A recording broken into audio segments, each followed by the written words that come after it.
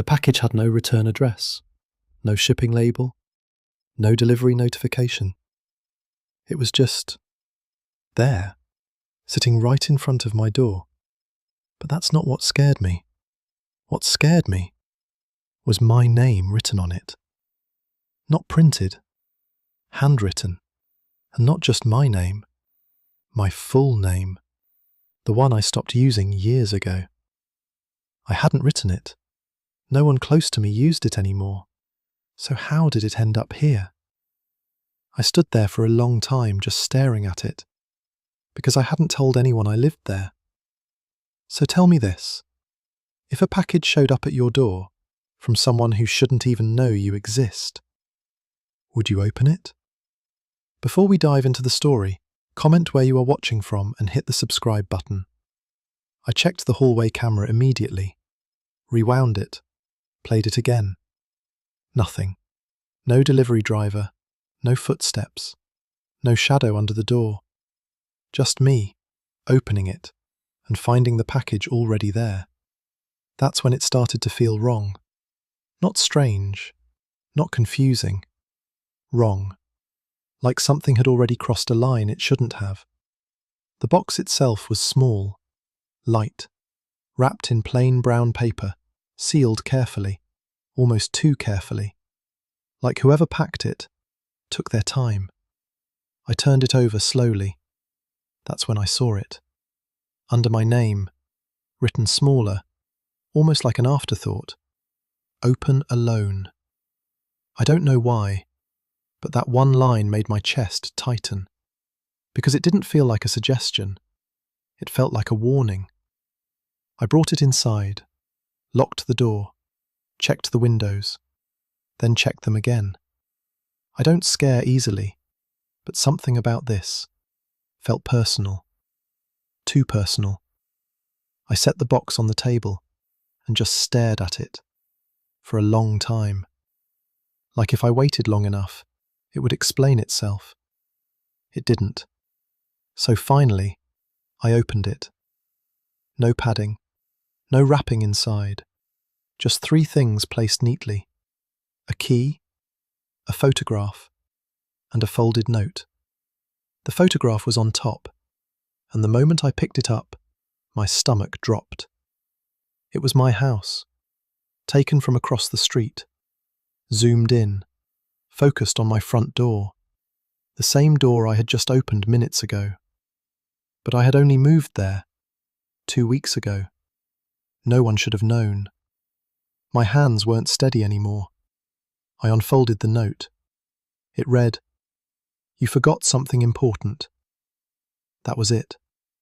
No name, no explanation, just that one sentence. I turned it over slowly. There was an address, about 20 minutes away. And beneath it, 3 words that made everything worse. Use the key.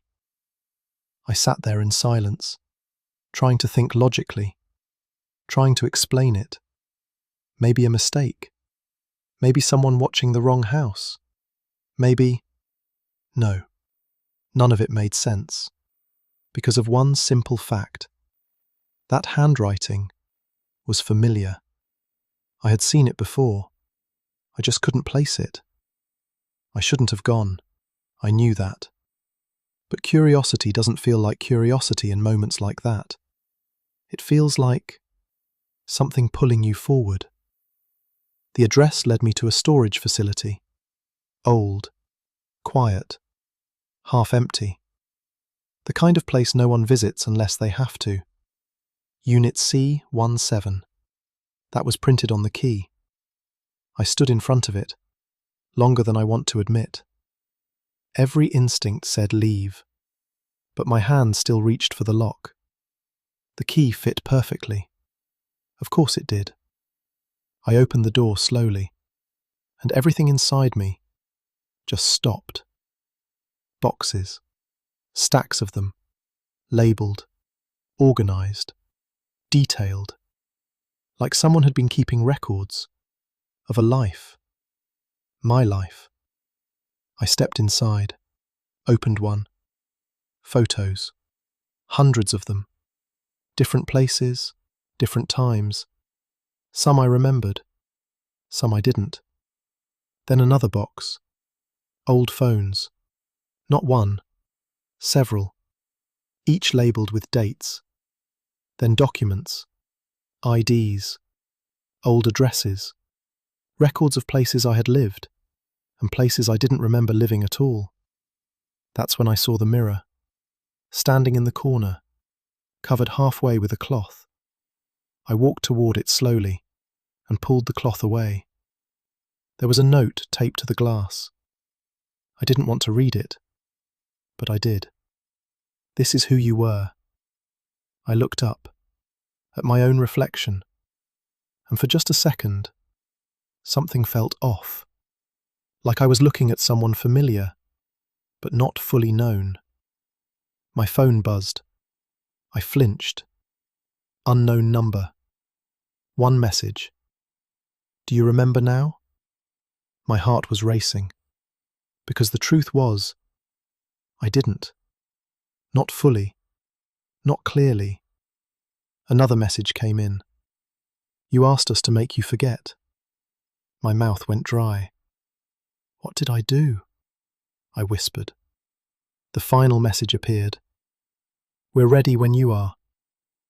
I stood there, surrounded by pieces of a life I couldn't remember asking to erase. And for the first time, I realized something terrifying.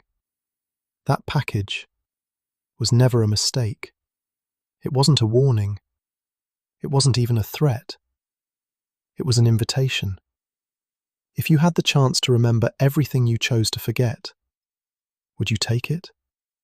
Or would you leave the past buried? Comment your answer below, and don't forget to subscribe, because some memories don't stay hidden forever.